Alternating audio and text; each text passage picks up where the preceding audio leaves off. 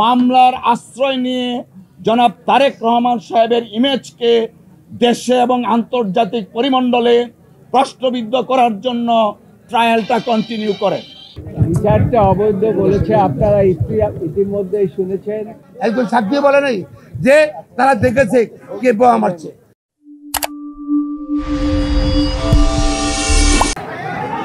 কুখ্যাত 21শে আগস্ট মামলা, এই মামলা দায়েরের মাধ্যমে বিএনপির ভারপ্রাপ্ত চেয়ারম্যান জনাব তারেক রহমান সাহেবকে জাতীয় এবং আন্তর্জাতিকভাবে বিতর্কিত করা হয়েছে রাজনৈতিক উদ্দেশ্যে। আমরা শুরু থেকেই বলে আসছিলাম এই মামলা রাজনৈতিক হীন উদ্দেশ্যে মামলাটা দায়ের থেকে ট্রায়াল পর্যন্ত করেছে শেখ হাসিনা ওয়াজেদের ডিক্টেটে। আমরা এও বলেছিলাম জনাব তারেক রহমান সাহেব কোনো অবস্থাতেই এই মামলায় কোনো সময়েই সংশ্লিষ্ট ছিলেন না, কিন্তু শেখ হাসিনা ওয়াজেদ তার রাজনৈতিক প্রতিদ্বন্দ্বীকে রাজনৈতিকভাবে ঘায়েল করতে না পেরে মামলার আশ্রয় নিয়ে জনাব তারেক রহমান সাহেবের ইমেজকে দেশে এবং আন্তর্জাতিক পরিমণ্ডলে প্রশ্নবিদ্ধ করার জন্য ট্রায়ালটা কন্টিনিউ করেন। আপনারা ইতিমধ্যে শুনেছেন যারা এই মামলার দণ্ডপ্রাপ্ত ছিলেন এবং আপিল করেছেন এবং যারা আপিল করেননি সবাইকে এই মামলা থেকে খালাস দেয়া হয়েছে। আমরা মহান আল্লাহ তাআলার দরবারে শুকরিয়া আদায় করছি, জনাব তারেক রহমান সাহেব আজকের এই রায়ের মাধ্যমে ন্যায় বিচার পেয়েছেন। আজকে প্রমাণিত হয়েছে রাজনৈতিক উদ্দেশ্যে জনাব তারেক রহমান সাহেবকে যে মামলায় সাজা দেওয়া হয়েছিল সেই মামলায় আইনগতভাবে মোকাবেলার মাধ্যমে তিনি আজকে বেকসুর খালাস পেয়েছেন। আমরা আরেকটা কথা একটু বলতে চাই, তা হলো প্রথমেই বলেছি গত 2 দশক যাবৎ এই 21শে আগস্টের মামলাটা বাংলাদেশের রাজনীতিতে ডমিনেট করেছিল এবং সম্পূর্ণভাবে শেখ হাসিনা এবং আওয়ামী লীগের নেতাদের প্রপাগান্ডার শিকার হয়েছিলেন জনাব তারেক রহমান সাহেব। আজকে আমরা এবং দেশবাসী জাতি মনে করেন আমরা সকলে আজকে ন্যায় বিচার পেয়েছি। তারেক রহমান সাহেবের নামটা এসেছিল, আপনারা জানেন 4টা চার্জশিট দেওয়া হয়েছিল, 3টা চার্জশিট, ইভেন 111-এর সময় একটা চার্জশিট দেওয়া হয়েছিল, সেই চার্জশিটে তারেক রহমান সাহেবের নাম ছিল না। শেখ হাসিনা ওয়াজেদ যখন ক্ষমতায় আসলেন তখন আব্দুল কাহার আকন্দকে নিয়োগ করে 4র্থ চার্জশিট দেন, সেই চার্জশিটে জনাব তারেক রহমান সাহেবকে রাজনৈতিক উদ্দেশ্যে এই মামলায় ইনক্লুড করা হয়। আজকে আমি বলছি আজকে মহামান্য আদালত এই যে 4র্থ চার্জশিট এবং মুফতি হান্নানের 2য় স্বীকারোক্তিমূলক জবানবন্দির ভিত্তিতে যে চার্জশিটটা দেওয়া হয় সেই চার্জশিটটা আইন বহির্ভূত ছিল। সিআরপিসি এবং এভিডেন্স অ্যাক্টে এই চার্জশিটের কোনো আইনগত ভিত্তি নাই, তাই এই চার্জশিটে যারা অন্তর্ভুক্ত ছিল তারা এই মামলা থেকে খালাস পেয়েছেন। বিচারটা অবৈধ বলেছে, আপনারা ইতিমধ্যেই শুনেছেন। জনাব কায়সার কামাল সাহেব মামলার বর্ণনা দিয়েছেন এবং কিভাবে জাজমেন্টটা দিয়েছেন। এখানে মূল বিষয়টি আরম্ভ হয়েছে এই যে জনসভার পারমিশন নিয়ে। জনসভার পারমিশন সরকার দিয়েছিলেন পাশের একটি ময়দানে এবং সরকারকে পরবর্তী পর্যায়ে না জানিয়ে এই বিরোধী দলীয় নেত্রী তিনি ওই স্থান পরিবর্তন করে তিনি এই রাস্তার মধ্যে নিয়ে আসেন এবং এটা ছিল তার উদ্দেশ্য প্রণোদিত যে সরকারি দলকে একটা বেকায়দায় ফেলাবার জন্য তিনি এই কাজটি করেছিলেন এবং সেই জন্য এই যে গ্রেনেড হামলাটা হয়েছিল আমাদের বিশ্বাস তারা রাজনৈতিক উদ্দেশ্য প্রণোদিতভাবে এই গ্রেনেড হামলাটা তখন হয়েছিল এবং সেখানে প্রথম চার্জশিট, দ্বিতীয় চার্জশিট, তৃতীয় চার্জশিট তারেক রহমানের নাম কোথাও উল্লেখ ছিল না। সাবসিকুয়েন্টলি তারেক রহমানকে আব্দুল কাহার আকুনকে দিয়ে এই মামলার মধ্যে সম্পৃক্ত করেন এবং সম্পৃক্ত করে তাকে এই মামলায় সাজা দেওয়ার ব্যবস্থা করেন।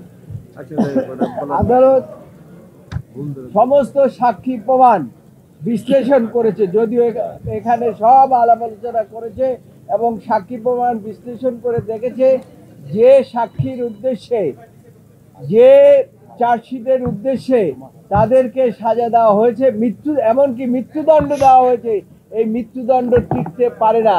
সেখানে 51 DLR এর কথা বলা হয়েছে এবং সেখানে পরিষ্কার বলা হয়েছে যে ডাইরেক্ট কোনো এভিডেন্স না থাকলে কাউকে মৃত্যুদণ্ড দেওয়া যায় না এবং সেখানে আজীবন সাজাও দেওয়া যায় না। সেই সমস্ত দিক বিচার বিশ্লেষণ করে আদালত মনে করেছে যে এই মামলায় যারা আপিল করেছে এবং যারা আপিল করতে পারে নাই প্রত্যেককেই খালাস দেওয়া প্রয়োজন এবং সেই জন্যই আজকে এই মামলায় এই 21শে আগস্ট গ্রেনেড হামলা, যে মামলাটিকে সারা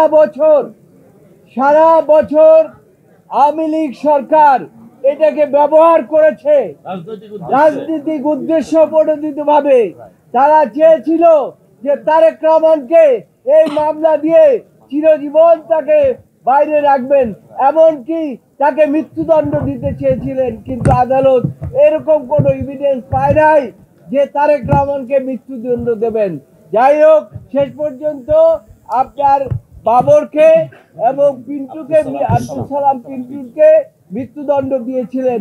আজকে এই জাজমেন্টের মাধ্যমে তাদের সেই মৃত্যুদণ্ড থাকলো না এবং যারা যাবজ্জীবন, তারা 19 জনের মৃত্যুদণ্ড এবং সকলকে আদালত মনে করেছে, আদালত বলেছে যে আমি এভিডেন্স গুলো সব পর্যালোচনা করেছি, আমি এখানে উল্লেখ করলাম না, কিন্তু এগুলো জাজমেন্টের মধ্যে আপনারা পাবেন এবং সমস্ত কিছু বিচার বিশ্লেষণ করে আজকে সকলকে বেকসুর খালাস দিয়েছে। শেষ হতে বলতে চাই, প্রথমত হলো যেটা আনপ্রেসিডেন্টেড একটা মামলায় 111 এর সময় মোহাম্মদ আহমদ ফখরুদ্দিন আমলে চার্জশিট দিয়েছে। পরবর্তীতে আওয়ামী লীগ ক্ষমতা আসার পর নতুন পিপি সাহেব দরখাস্ত দিয়েছে, তার পরিপ্রেক্ষিতে নতুন আইন নিয়োগ করেছে। কাকে নিয়োগ করেছে? আব্দুল কাহার আকান, যিনি যার চাকরি চলে গেছিল বিএনপি ক্ষমতার সময়। তিনি আওয়ামী লীগের নমিনেশন চেয়েছিল, দলীয় মনোনয়ন চেয়েছিল সেই সময় এবং এমপি হওয়ার জন্য। তাকে পরে চাকরি পূর্ণবল করে তাকে তদন্তের দায়িত্ব দিয়েছে। এখানে তার রাজনৈতিক প্রতিহিংসাতে প্রতিফলিত হয়েছে এবং যে উনি যে মুফতি হান্নানকে 100টা সাক্ষী হওয়ার পরে মুফতি হান্নানকে আবার রিমান্ডে নিল। মুফতি হান্নান আগে কিন্তু 164 করেছিল, সেখানে আসামিদের নাম বলেছে, তাদের নাম বলেছে সেগুলো নাই। সাবসিকুয়েন্টলি মুফতি হান্নানকে আব্দুল কাহার আকান্ত আবার রিমান্ডে নিয়ে 100 সাক্ষীর পরে তাকে আবার রিমান্ডে নিয়ে টর্চার করে তাকে 160 করেছে। সেই 160 পরে তারেক রহমান সহ অনেকের নাম আনিয়েছে। পরবর্তীতে মুফতি হান্নান কোর্টে গিয়ে বলছে যে আমার হাত দেখেন, আমার পা দেখেন, সামনে ঘুরিয়ে ফেলছে আমাকে। শুধু আমি তারেক রহমান সাহেবকে চিনিও না, আমি রাজনীতিকে চিনিও না এবং সেটা আর প্রপারলি নেওয়া হয়নি, আইন অনুযায়ী নেওয়ার সেটা নেওয়া হয়নি। এছাড়াও আদালত, আমাদের সুপ্রিম কোর্ট, হাইকোর্ট ডিভিশন পর্যবেক্ষণ করতে 15,000 লোক ছিল, একজন সাক্ষীও বলে নাই যে এই ষড়যন্ত্র হচ্ছে সেই ষড়যন্ত্রকে প্রমাণিত করছে। একজন সাক্ষীও বলে নাই যে তারা দেখেছে কে বোমা মারছে এবং সব কিছু বিবেচনা করে this a case of no evidence এবং কোনো সাক্ষী প্রমাণ আইনগত হবে নেওয়া হয়নি। তার পরিপ্রেক্ষিতে আদালত সকল আসামিকে খালাস দিয়েছে, ইনক্লুডিং যারা আপিল করে নাই তারেক রহমান সহ তাদেরকে খালাস দিয়েছে। এবং এছাড়া এটা রাজনৈতিক উদ্দেশ্য ছিল। সরকার যেটা বলেছেন আমার সহকর্মীরা, সরকার রাজনৈতিক উদ্দেশ্যে এই মামলাটা নিয়েছিল এবং রাজনৈতিকভাবে এটা বিচার করেছে বলে আজকে আইন কানুন, সাক্ষ্য আইন কোনো কিছু ফলো করে নেই। এই জন্য আদালত আমরা ন্যায় বিচার পেয়েছি। সরকারের মূল উদ্দেশ্য শুধু দুইটা, একটা ছিল তো রাজনৈতিক পরিবারকে রাজনীতি থেকে বিদায় করে দেওয়া এবং সেই জন্য আপনারা জানেন যে বেগম খালেদা জিয়ার বিরুদ্ধে মিথ্যা মামলা দিয়ে তাকে মৃত্যুর মুখে ঠেলে দিয়েছিল এবং পরবর্তীতে এই যে তারেক রহমানের বিরুদ্ধে চার্জশিটের পরে তাকে এই মামলার মধ্যে এনে তাকেও মৃত্যুদণ্ড দিয়ে শেষ করতে চেয়েছিল, অর্থাৎ জিয়া পরিবারকে রাজনীতি থেকে চিরবিদায়ের জন্য ছিল। এই সরকার ছিল প্রতিশোধ পরায়ণ এবং তারা এটাকে ব্যবহার করেছে অস্ত্র। এই যে 21শে আগস্ট গ্রেনেড হামলাটাকে তারা অস্ত্র হিসাবে ব্যবহার করে জিয়া পরিবারকে ধ্বংস করার তাদের হীন